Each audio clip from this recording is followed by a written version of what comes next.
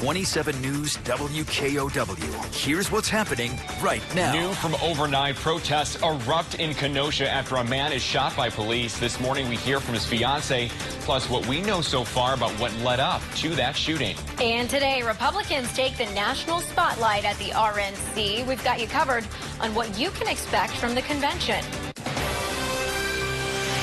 We've got you covered. This is 27 News. Wake up, Wisconsin. Good morning. Thanks for waking up with us on a very busy one. I'm Rebecca Rively. And I'm Nick Buffo. Today is Monday, August 24th. Yes, we do have a lot to get to this morning, but first, let's pass things over to meteorologist Max Paris, who's taken a look at a hot day. Okay, Max, thank you. Well, right now, people in Kenosha are under a curfew after a police officer shot a man Sunday night.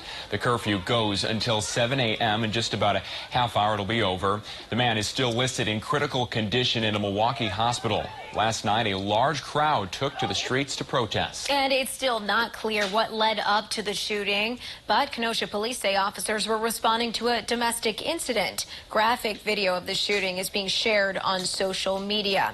It does show at least one officer shooting a man that Governor Tony Evers identified as Jacob Blake. It appeared that Blake was shot from the back as he walked around to the front of an SUV parked on the street. According to Blake's fiancée, Lakeisha Booker, their two kids could see what was happening as the shooting unfolded. They didn't even know the kids was in the car. And I'm telling the woman cop, I'm like, can you please get back before I shoot you, get back. Like these officers is head, I'm like, shoot me, my kids is in the car. The Wisconsin Department of Justice has taken over this investigation. Meanwhile, this morning, chaos is erupting in the city. This video from ABC News shows people running after police used tear gas to try to disperse them. According to ABC News and our Milwaukee affiliate, WISN, overnight there has been vehicle fires and smashed windows throughout the city. And new from overnight, anger from that shooting in Kenosha made its way to Madison. A group of about 40 or 50 people caused damage to businesses in the area. The Madison Police Department said windows were broken at one point. Things have since quieted down. That ended right around 12:30, but officers remain in the area just in case. New from overnight, the governor released a statement naming the man, saying tonight Jacob Blake was shot in the back multiple times in broad daylight in Kenosha, Wisconsin. Kathy and I joined his family, friends, and neighbors in hoping earnestly that he will not succumb to his injuries. He went on to say, in part, we stand with all of those who have and continue to demand justice, equity, and accountability for black lives in our country. And back in Madison, police are investigating after they say at least 12 bullets hit a home and vehicles overnight. It happened in the 4500 block of Stein Avenue. There, police found shell casings, including rifle rounds. 2 homes and 2 vehicles had been hit. There were people inside the home sleeping at the time, but no one was hurt. 27 News time is 6:34. Today, it is the Republicans' turn making their case for the Trump-Pence ticket and 4 more years in the White House. The Republican National Convention gets underway tonight in a scaled-down fashion. And we've been asking officials with both the Wisconsin GOP and the President Trump's re-election campaign how their message will differ from what we heard at last week's DNC. 27 News' AJ Bryantport has you covered this morning.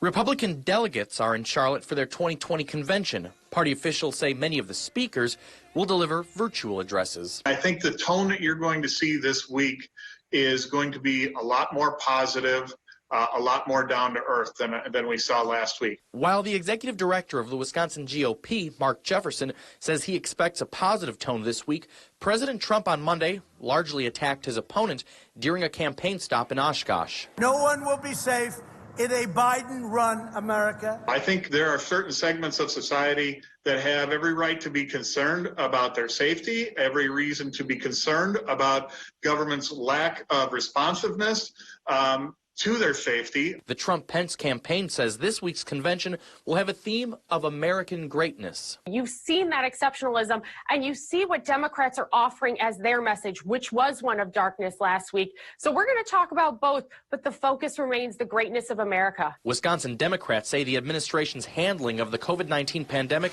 has been the opposite of great. You're certainly not going to hear a coherent plan for how we can get it under control and how we can safely reopen schools and our economy from the president.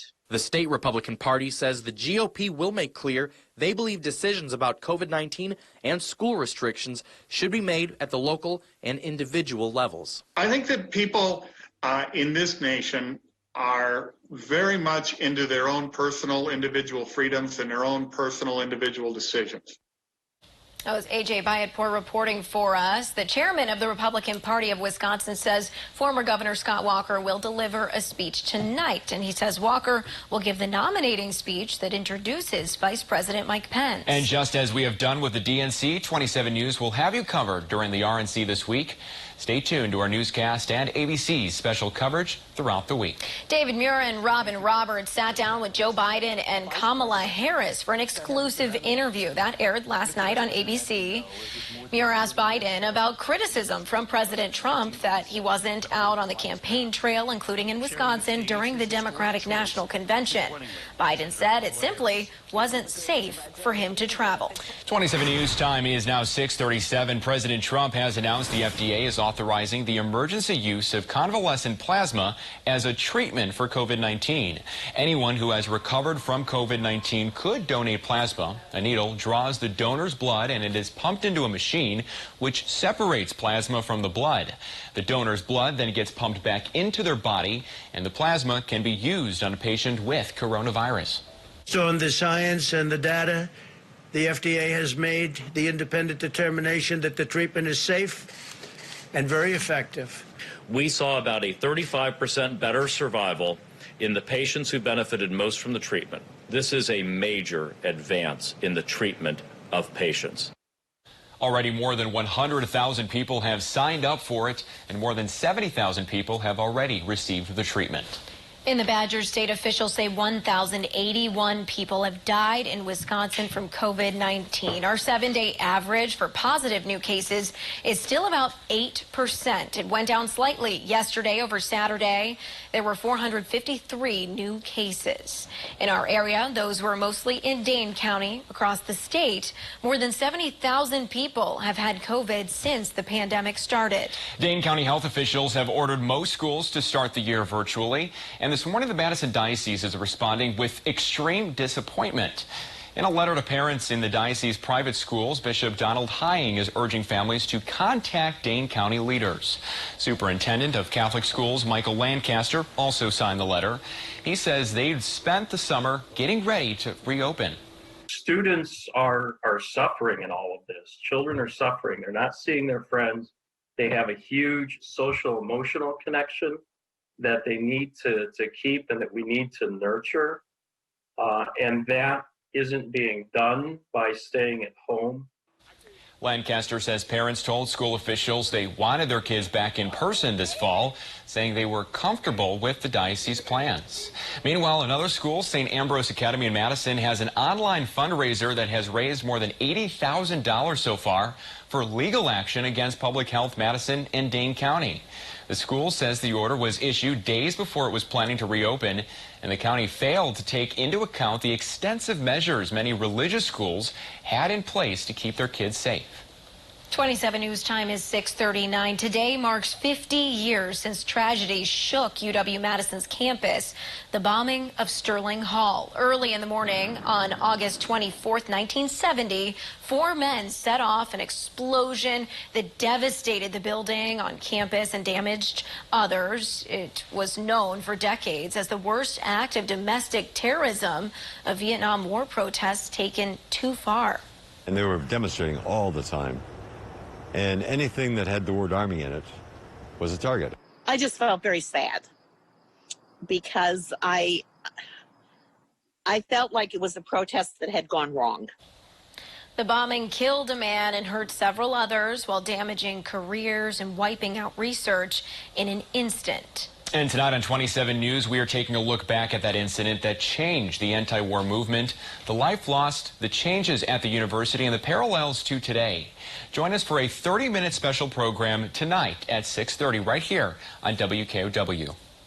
27 News Time is now 6:40. Right now, false positive issues with COVID testing are affecting a host of NFL teams. Numerous false positives were all traced to the same lab in New Jersey. Matt LaFleur said a couple Packers were affected by this, but the team was able to sort out the issues and no one missed practice as a result. This weekend, Packers tight end Jace Sternberger met the media for the first time since his positive COVID test back at the start of camp. It was interesting, me being one of the first players to test positive. I did have it, but fortunately I didn't have really any symptoms, and the recovery process wasn't as difficult as some of the other people who dealt with COVID. So, I was very fortunate in that aspect. But, Green Bay did a great job of making sure I was ready to be back, and we followed all the right protocols. So, it was a blessing overall. Tropical storm Marco is on the move this morning. We've got you covered on its path and when it's expected to make landfall coming up in your morning rush. 27 News Time is 6:41.